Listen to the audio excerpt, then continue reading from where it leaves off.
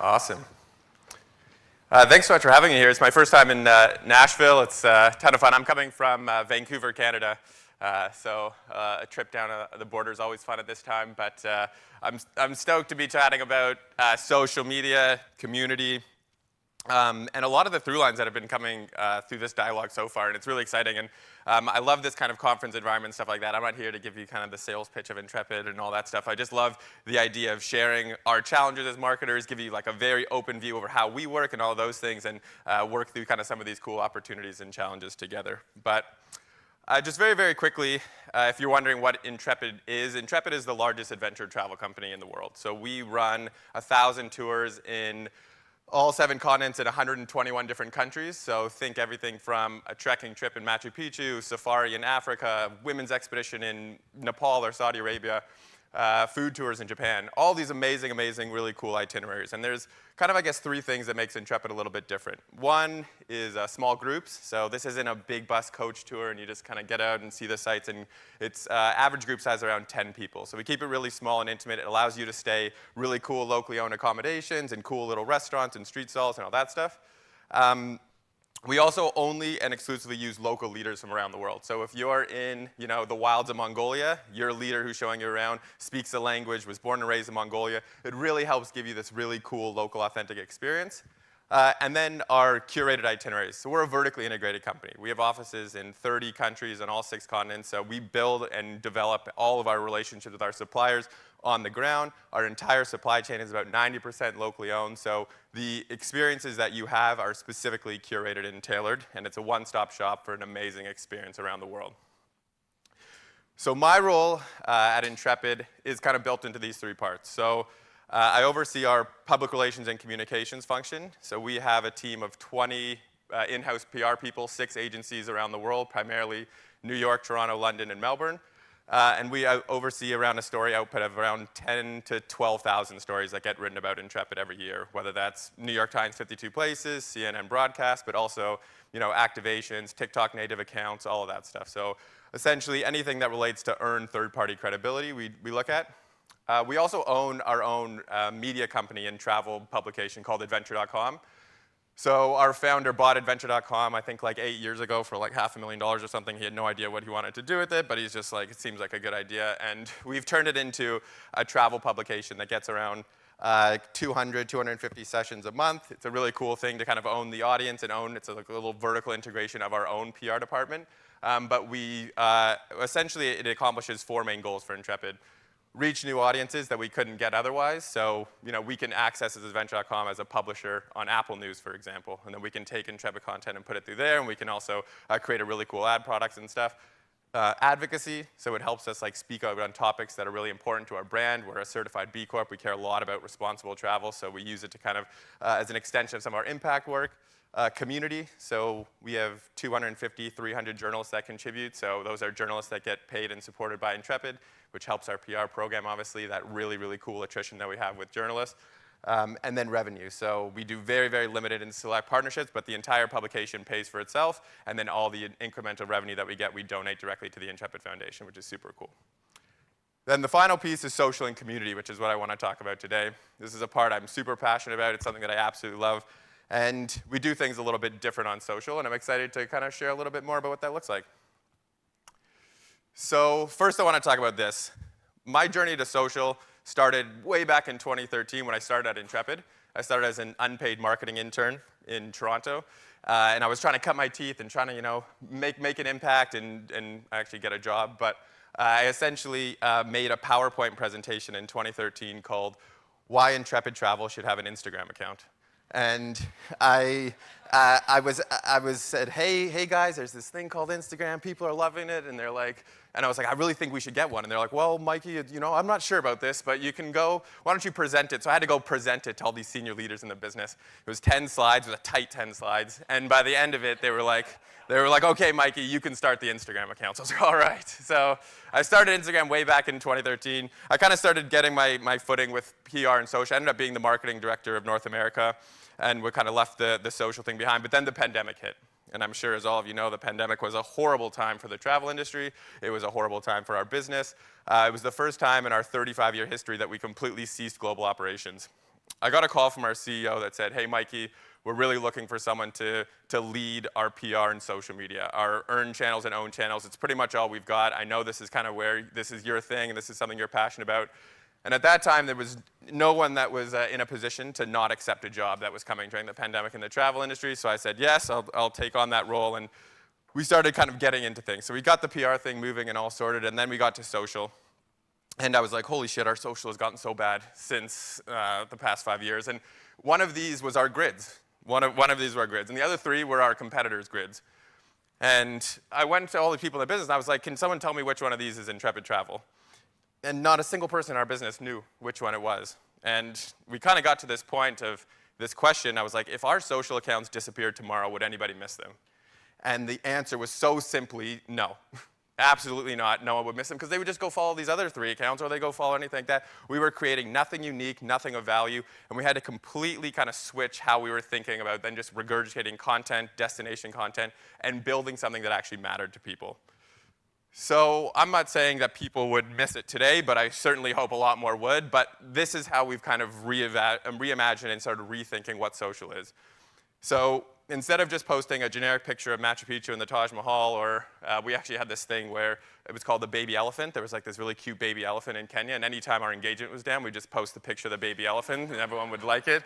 So we got rid of the baby elephant content strategy, and now we have these kind of 5 pillars that we work on. So we have our like traveler POV, which is our core. People love stories through people that they can see themselves and imagine and envision. So we send travelers, or we curate travelers, UGC. So the traveler POV. We also leaders and hosts. So our local leaders are like the core of our product. At least 20% of our social storytelling needs to be done through the perspective of leaders and hosts. That's another important pillar. Then we have our product, talking about the trips, a little bit of a hard sell, but actually tell people what we do very, very clearly. Responsible travel education. So we want to educate people on how they can move through the world more ethically, intentionally, responsibly. And then SEO, so as talked about today, we have a whole social SEO strategy and how we optimize. All of our tours, we have day tours all over the world that are literally the 5 best beers to get here, the 5 best croissants to get in Paris, all these things. We can literally take a tour itinerary and build it into an SEO content very, very quickly and easily, but those are kind of our 4 content pillars. We have 4 KPIs that we look at. We kind of dabble in the vanity stuff as much as I don't like that, but we have reach, overall reach, we have video views.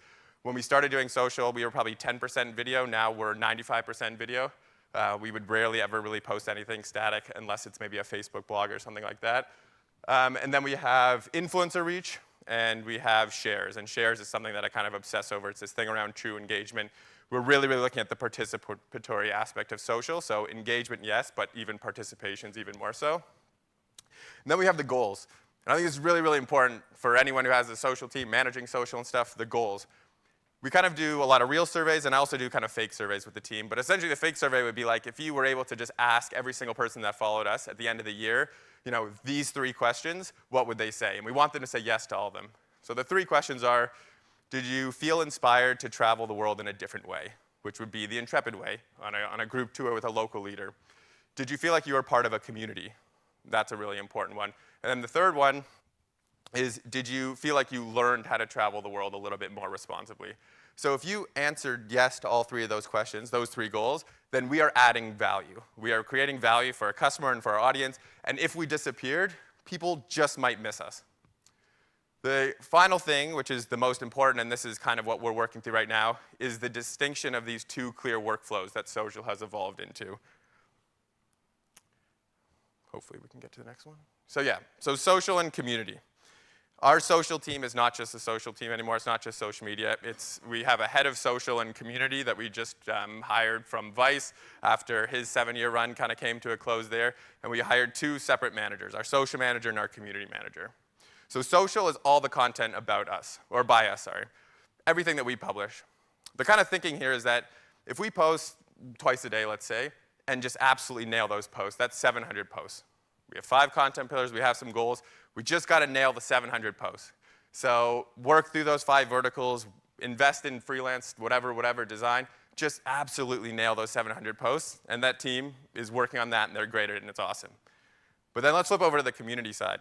All the content about Intrepid, all the posts that are about Intrepid. What a world that unlock is. We have 300,000 people that travel with us every single year. We have influencers we can work with, et cetera, et cetera. So we started going through this, and we were like, holy shit, if we actually think about social and the entire thing of social around everything that we're posting by us, but also everything that is about us, we should be thinking about 15, 20, 30,000 posts about Intrepid and really optimizing for that. So what that brought us to was this, a 1.8% post rate problem. So post rate, I'm not even sure if that's a thing or what maybe means something to anyone else, but we just kind of started socializing it internally. Post rate is the percentage of people that go on a trip with Intrepid that actually post about us while they're on their trip. So what that essentially means is over 98% of people go on our trips and never tag us, never post about Intrepid, anything like that. Now, you take that 98% and you ladder it on top of 1,000,001 different stats of how people use social media on their trips. There would be 98% of people that post on their trips when they travel. They post the picture, especially places we go. Peru, Taj Mahal, bucket list, once-in-a-lifetime places. That social currency is so key for people, and they post about it all the time. So we were like, what the hell is going on? 98% of people post about our trip, and 98% of people don't talk about Intrepid on it. Surely there's a way. So we started asking, and we started getting curious about it, and we started what any good marketer would do, just start talking to their customers and calling people at random. We started with all of our kind of friends that were using our friends and family discounts. We were like, why the hell aren't people doing this? Like, what's the disconnect here? And God, it was so easy. So essentially, the number one thing, the number one reason why no one was posting or tagging Intrepid in any of their posts, nobody asked. Not a single person asked at any point in time. We went on a team building exercise in our Toronto office, an Indigenous-led walk to a park to learn more about the Indigenous history in Toronto. 20 of us went. The first thing the leader of our group said, how many of you have Instagram? All 20 of us put our hand up. And she's like, well, would you mind following me on Instagram? It's one of the best ways you can support my work. 20 people followed her, 100% conversion rate right in that spot there. I was like, Jesus Christ, we have like 1,000 people on trips every single day. We're not even saying one of those things. So we knew that we had an asking problem. That was defined. And then we were like, why? And then the other thing that kept coming up is like, oh yeah, like, what if you were incentivized? And like, yeah, that would be great. So I was like, so if someone said to you, if you tag Intrepid Travel, you'll get your next trip for free anywhere in the world. They'd be like, oh, 100%, 100%, 100%, 100%. And we're like, okay. So we took all this information and we rebuilt the entire ecosystem, and we're starting to launch it and roll it out right now. So, but even just one little small tweak, we've already doubled this number to 3.6. But essentially, we have the ask and then we have the incentivize stuff. So ask. We've looked at our entire customer journey and we've realized there's all these touch points that we can do. One, the welcome meeting. The one thing that happens on all of our tours around the world is you meet up, and your local leader kind of sits down with you, just talk you through what's happening over the next 10 days. That moment, we can change and provide leader scripts to leaders in 121 different countries around the world and just say, hey, if you're going to be posting on social, please just tag Intrepid Travel. That would be excellent. So we've just completed leader training and added it into the scripts. June 1st, it will roll out essentially all over the world where all those scripts will start happening. And then there's a day 2, both email and app prompt. So we've just reinvented kind of our app, but essentially now on day 2, we chose day 2 because there's so much that goes into getting to the trip. It's very noisy. There's things you're trying to do. You're trying to get dog care, child care, whatever you kind of do, visas, et cetera.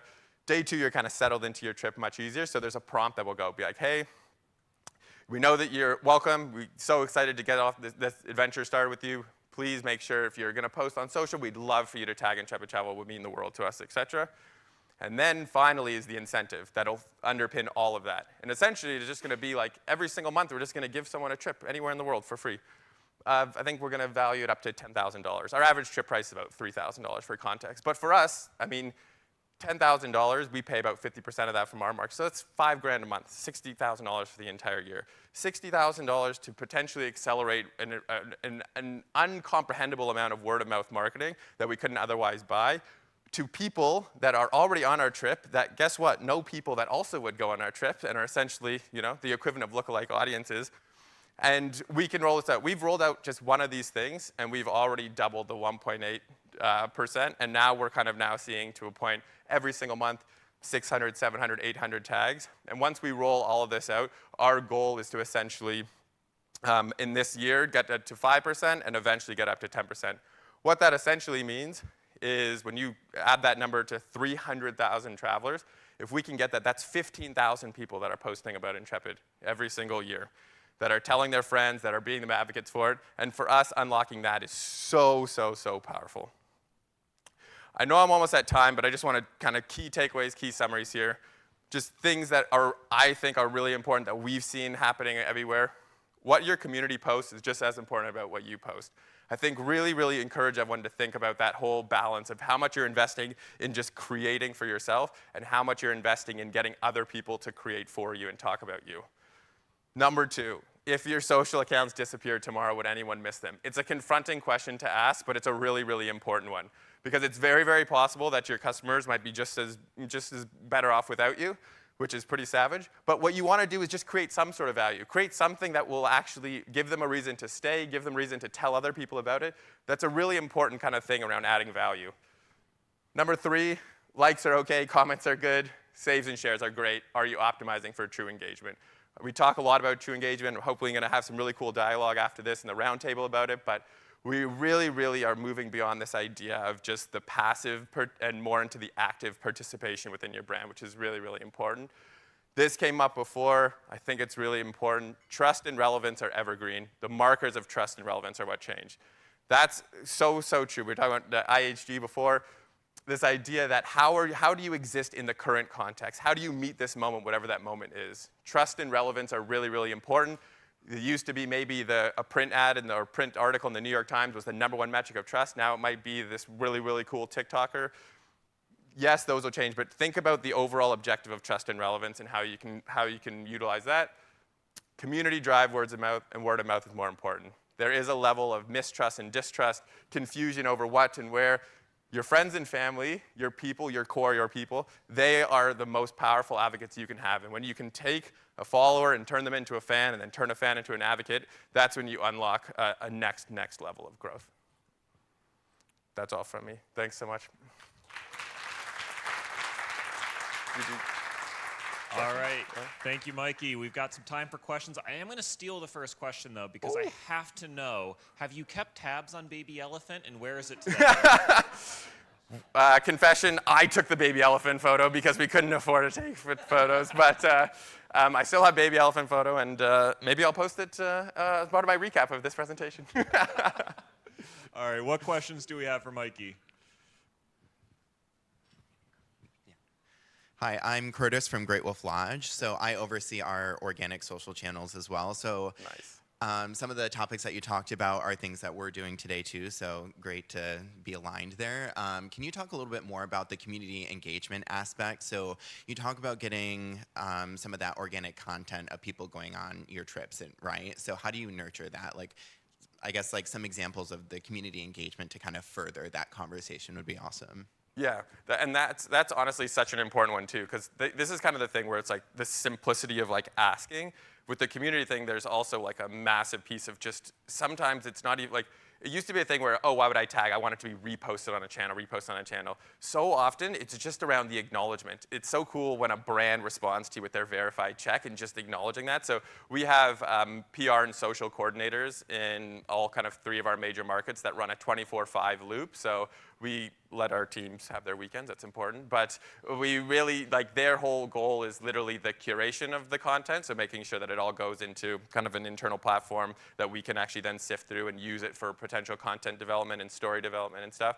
But at the very, very core, we want every single person that interacts or tags us to get a personal response on some level. So whether that's even private message or on, and so in our monthly community reports that we have, we track that number in terms of whether it's comments, conversations, likes, but we really reward that behavior internally. And sometimes it can seem like not a really important task or a glorified task, but we do glorify it, and we make sure that people know that success in their role, the fact that however many customers they can chat to and engage to is a really big metric of success. So we definitely keep that loop very important. All right, we got time for one last question. Hi, Imran Hassan, Head of Digital for Chelsea Peers. Nice. As you mentioned that you're driving a lot of engagement, a lot of awareness, and you said advocacy is important. Do you have any practical tips on how you can measure the lift in advocacy referral from the tactics that you have implemented? Because that's the question that I get asked in the boardroom. Tell me how many people are referring us? How many people have we brought in through our community? Yeah, it's a tricky one. Like for us, we are very lucky that we sit in a culture or at Intrepid, a culture that is very, very like PR social forward, that really understands the value of that. Because our product is rooted in shared experience, social is kind of seen as an extension of that. But we did a really, really big survey when I was in the marketing director role, 2019, 2020 kind of thing, because I was asking, we had a team of about 15 marketers in the US, and I asked all of them if they know where our customers are coming from, and all of them had different answers, and I was like, oh my God, I've failed our team, essentially, because we didn't have a unified plan over where our customers are. So we did this, we interviewed 10,000 travelers, and we essentially were trying to understand how they heard about Intrepid and all the steps that they took towards purchase. These were all first-time travelers from the United States. And so at that time, 75% of our acquisition was coming from 2 channels. The first was search. So people, Patagonia plus tours, Peru plus tours, China plus tours, Japan plus tours, every 121 countries that we operate in plus tours, and everything was focused on obviously page 2 to page 1. Then 35%, word of mouth. Every single person, like I heard about it from a friend, heard about it from a friend, heard about it from a friend. So we have kind of built a system internally which is around word of mouth and the optimization of word of mouth, knowing that we can attribute hundreds of millions of dollars loosely towards word of mouth, and we've attached this story directly to the word of mouth story and as an accelerant of word of mouth. So we don't necessarily have that direct attrition and attribution, but we know top level that we need to find ways to get more people talking about Intrepid, to refer in Intrepid, and we know that there's hundreds of million dollars of implications that come from that. So that's what we've done. All right. Thank you, Mikey. Anyway, thanks.